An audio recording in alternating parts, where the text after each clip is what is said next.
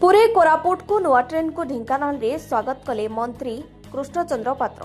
श्रीक्षेत्र साबर श्रीक्षेत्र को संजोग करने पुरी कोरापुट नुआ ट्रेन रो शुभारंभ होइछे। पुरी रेल स्टेशन रे मुख्यमंत्री मोहन चरण माझी एवं केंद्र रेल मंत्री अश्विनी वैष्णव सबुज पताका देखाई एही ट्रेन रो शुभारंभ करथिले।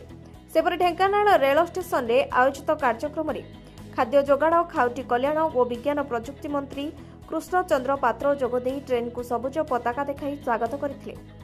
पुरी रे आयोजित कार्यक्रम रे मुख्यमंत्री कहिथिले प्रधानमंत्री नरेंद्र मोदी नेतृत्व में देश में परिवर्तन जुग चली। सड़क रेल और विमान सेवा सह समस्त क्षेत्र में विकास होउछि। सप्ताह को 3 दिन चलाचल करबा ट्रेन पूर्व पश्चिम और दक्षिण ओडिशा को संजोग करी यात्रियों पर बहुत सुविधा सृष्टि करिबो। केंद्र रेल मंत्री अश्विनी वैष्णव कहिथिले उपकूल पश्चिम और दक्षिण ओडिशा को संजोग करबा पई एही ट्रेन दीर्घ दिनर दाबी थिला। मुख्यमंत्री अनुरोध क्रमे उत्तर ओडिशा पई मध्य आउ एक नुआ ट्रेन रो आरंभ कराजिबो बोली से घोषणा करथिले। ढेंकानाल स्टेशन रे मंत्री कृष्णचंद्र पात्र कहिथिले जे पुरी कोरापुट ट्रेन ढेंकानालवासी पई एक बड़ उपहार। यह यातायात क्षेत्र में एक नुआ माइलखुंट साब्यस्त हेबो। आगामी दिन में ढेंकानाल रेल सेवा आहरी विकास हेबो बोली से आशा प्रकाश करथिले। एथिसह से ढेंकानाल पुरी को एक स्वतंत्र ट्रेन चलाचल पई केंद्र रेल मंत्री को अनुरोध पत्र देथिबा कथा मध्य सूचना देथिले। मंत्री आहरी कहिथिले जे प्रधानमंत्री और मुख्यमंत्री नेतृत्व में ढेंकानाल रे अविकास धारा जारी रही। जिले में प्रस्तावित मेडिकल कॉलेज पई 32.47 एकर जमी चिन्हट हो सारी एवं खूब शीघ्र निर्माण काम आरंभ हेबो।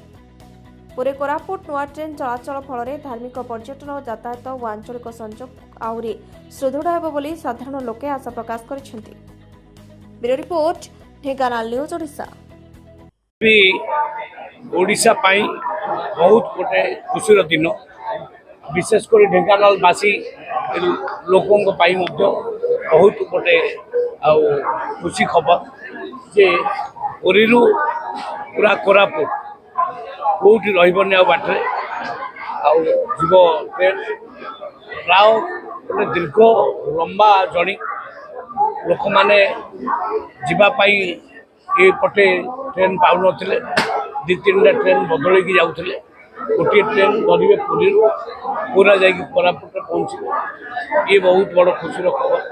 ता सहित आज दिन में डिमांड करी जे आम ढेंकानाल पैसेंजर मान भाई मान गोटे ढेंकानाल पुरी व्यवस्था हेले बहुत बढ़िया हम से रिक्वेस्टिंग लेटर ऑलरेडी आदरणीय रेडियो मिनिस्टर अश्विनी वैष्णव जी को देती भावुँ से निश्चय से ग्रहण करेंगे। हेले आम ढेंकानालवासी सबुदिन जो पुरी जाऊँचे से माने बड़ सुविधार जी आउ सीट पाइबे यही हिसाब से मुझे लिखिकी देती। आउ ढेंकानाल विशेषकर म्युनिसिपालिटी ढेंकानाल जिला खुशी खबर हो ढेंकानाल म्युनिसिपालिटी स्मार्ट सिटी हिसाब से आउ पायलट प्रोजेक्ट हिसाब से ग्रहण करा जायछि। मात्र ओडिशा रे 2टा सिटी ग्रहण करा जायछि। गोटे हूँ केउंझर द्वितीय हूँ ढेंकानाल आउ तार काम शीघ्र आरंभ हो। सबुठ बड़ कथा मेडिकल कॉलेज माननीय मुख्यमंत्री आमको 32.47 एकर जगह हस्तांतर कर बहुत शीघ्र तार मध्य शिलान्यास काम करवा एवं काम आरंभ हो।